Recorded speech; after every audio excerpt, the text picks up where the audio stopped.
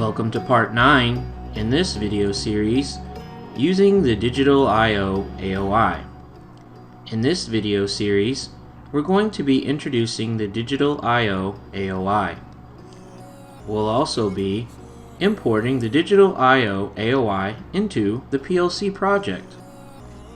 Then we will learn how to configure the Digital I/O AOI for AOI control.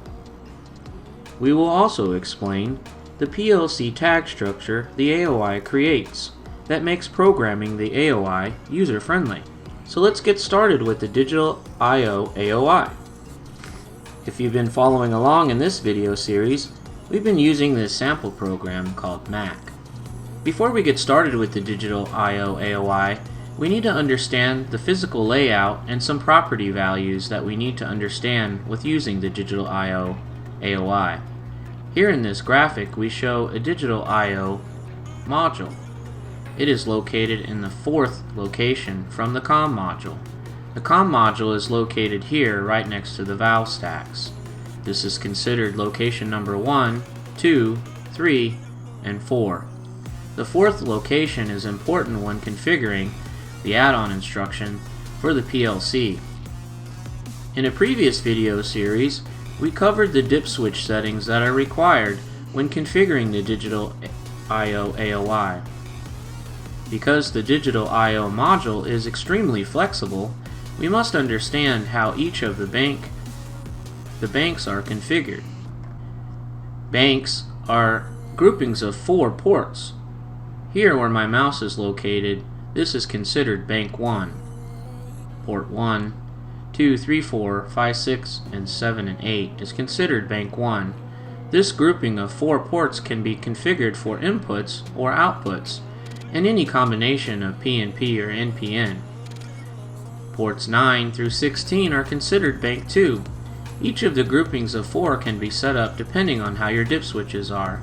The dip switches are located under this cover, which were shown being configured in a previous video series.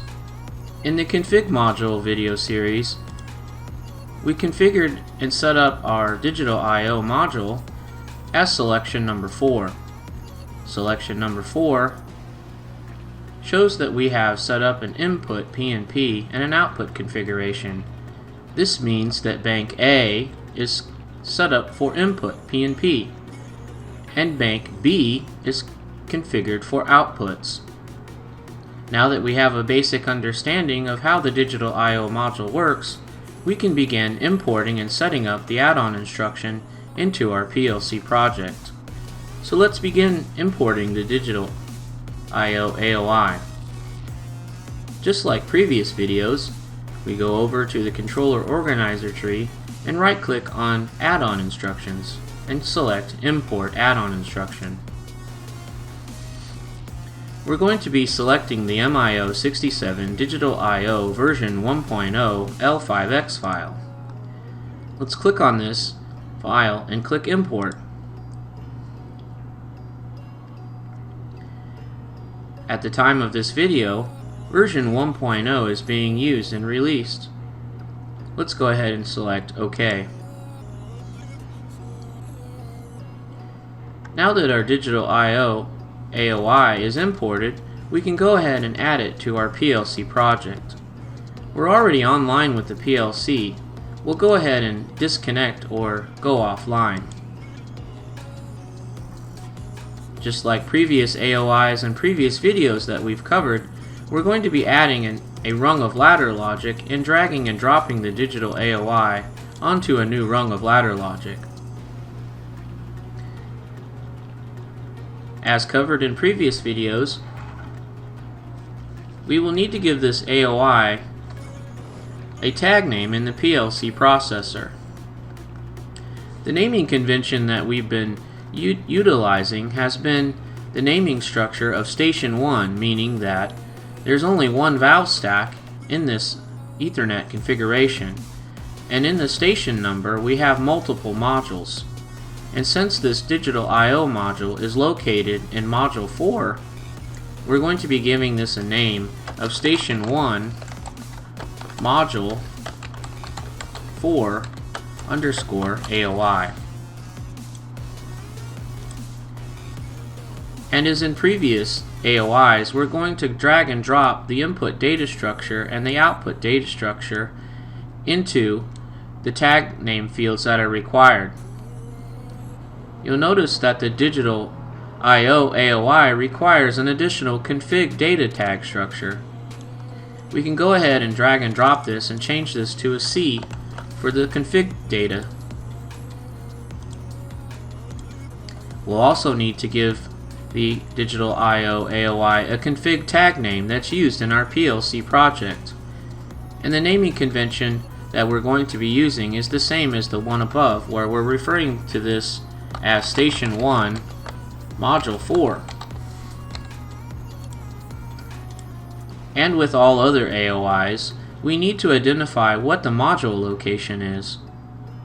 We mentioned earlier that the module location is installed in Module 4, which is the fourth spot from the COM module here. Now that we've created all the information required to import and create the AOI, we must create the tag name structure. We right-click on the tag name and say Create. We'll also need to do this for the config tag name.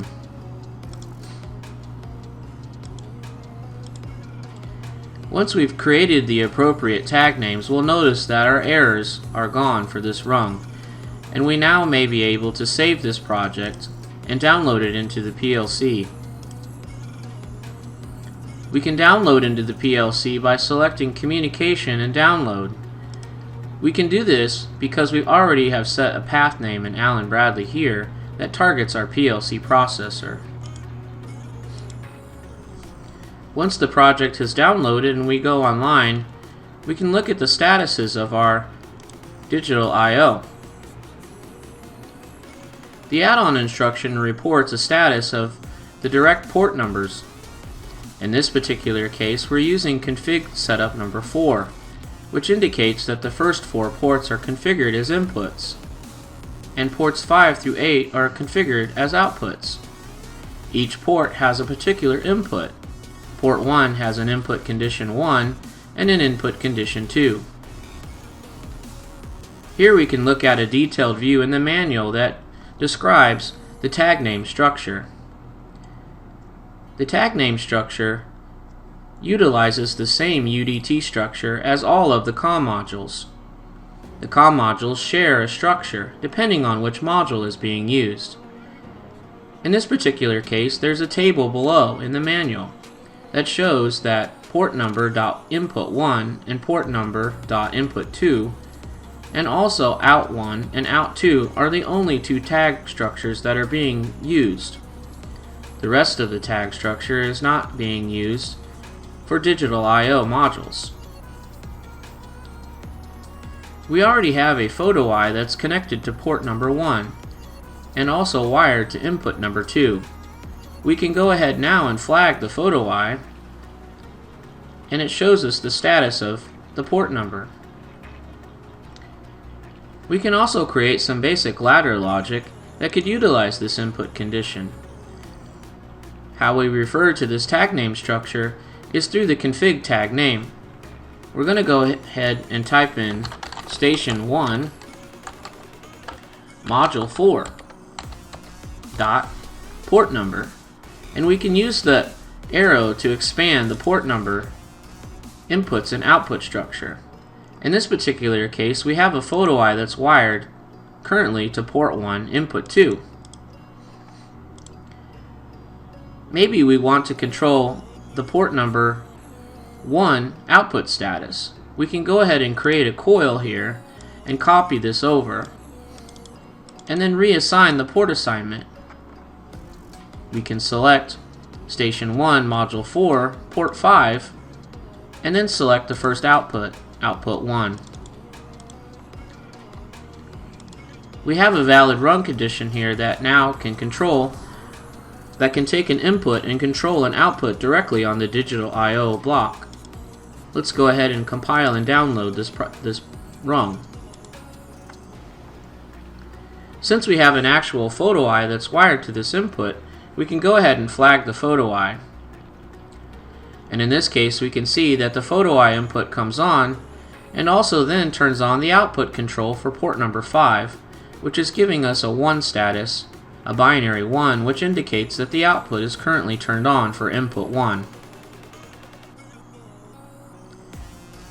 As you can see, the digital I/O module is very simple and straightforward to use. Utilizing the config tag name structure allows us to directly name and associate port numbers with input conditions fairly easy and user intuitively. We hope you've enjoyed this video training series. This concludes the AOI add-on instruction video tutorial for Allen Bradley PLCs.